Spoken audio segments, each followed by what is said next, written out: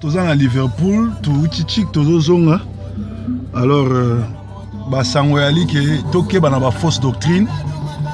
Bible zo bana tango na suka bato bakopona ba église oyo ekotindika bango bate ya bango makambo balingi. Weekend oyo na église ya Mangembo bazo inviter mopaya moko azo uta mosika.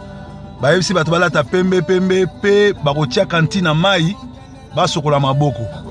Alors bo sokola maboko te bo kende na biloko wana te parce que mai wana sika ko kende nde sika o bako kanga ba chance na bino bako bebisa misala na bino nyos. Donc biso to yaka pona ko yebisa bino makambo zo leka. Donc supu azali sataniste musala ne ko kanga ba chance bato, musala ne ko travailler na ba chance bato.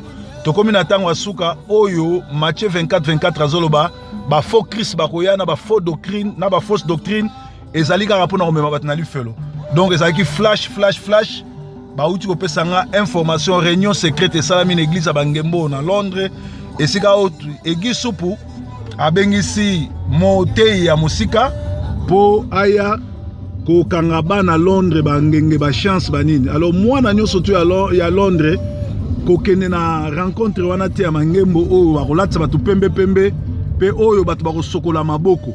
Boyebi bien que na Afrique batu belé vi na bango ebeba likolo ko sokola ka maboko le tozako ke no kunda bibembe parce que mai wana to yebi sike zako kende te.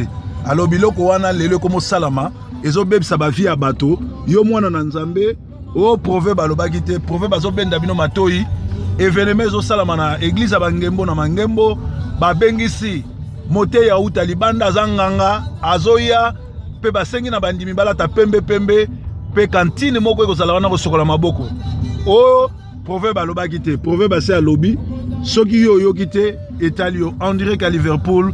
Bye bye for now.